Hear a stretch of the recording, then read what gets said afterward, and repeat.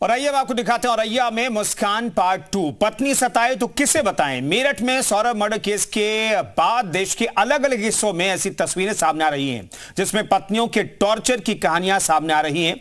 4 तस्वीरें आपके सामने। सबसे पहले वो हत्याकांड जिसकी चर्चा हर तरफ है। मेरठ में मुस्कान ने अपने ही पति सौरभ के बॉयफ्रेंड के साथ मिलकर टुकड़े टुकड़े कर डाले। इसके बाद दोनों गिरफ्तार हो चुके हैं। तो वहीं औरैया में ऐसी वारदात देखने को मिली है जहां 15 दिन पहले शादी हुई और उसके बाद प्रगति ने पति की सुपारी देकर उसका मर्डर करवा दिया। तो वहीं एक तस्वीर हिसार से भी नजर आई है जहां बॉक्सर पत्नी पुलिस थाने में ही पति को पीटने लग गई। तो वहीं सतना में एक पत्नी अपने ही पति को बुरी तरह पीटती नजर आ रही है। ऐसे में सवाल है कि आखिर अगर पत्नी सताए तो पति आखिर कैसे बताएं। तो मेरठ की रहने वाली मुस्कान ने जैसे अपने बॉयफ्रेंड के साथ मिलकर पति की हत्या करवाई, उसे लेकर चौंकाने वाले खुलासे लगातार हो रहे हैं। तो वहीं औरैया में भी ऐसा ही मामला सामने आया है। यहां तो एक पत्नी ने शादी के 15 दिन में पति का मर्डर करवा दिया, उसकी सुपारी दी, वो भी शादी पर मिले मुंह दिखाई के पैसों से सुपारी दे दी।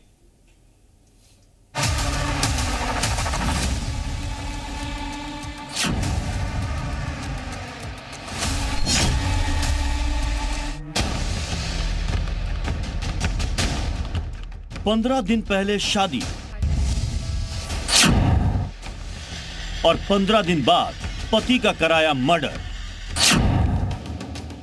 औरैया में मेरठ पार्ट 2।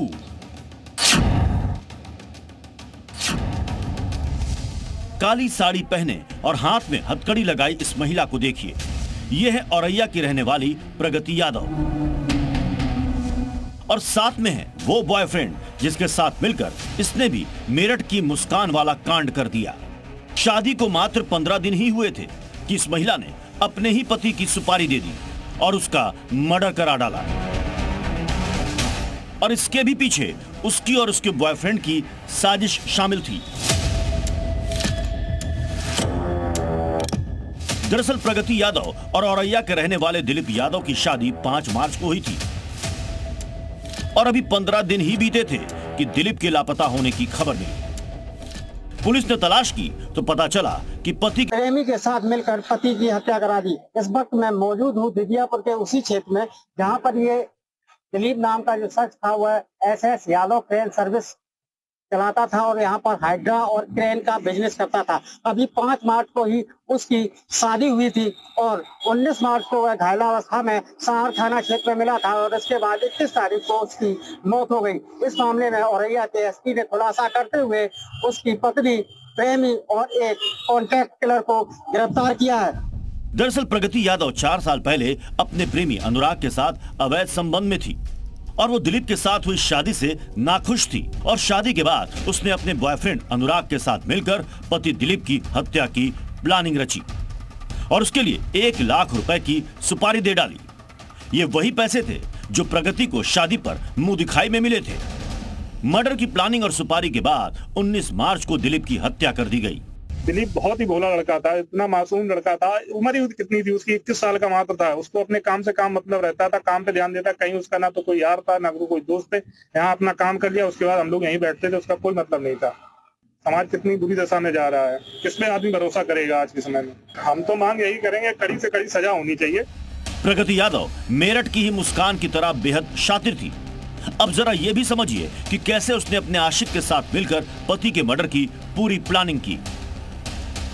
दरअसल 19 मार्च को दिलीप अपने काम से घर लौट रहा था। वो क्रेन सर्विस का काम करता था। घर लौटते वक्त कुछ बाइक सवार उसके पास पहुंचे जो कि फंसी कार को निकालने के बहाने दिलीप को बाइक पर बिठाकर साथ ले गए और वहां खेतों में ले जाकर उसका मर्डर कर दिया।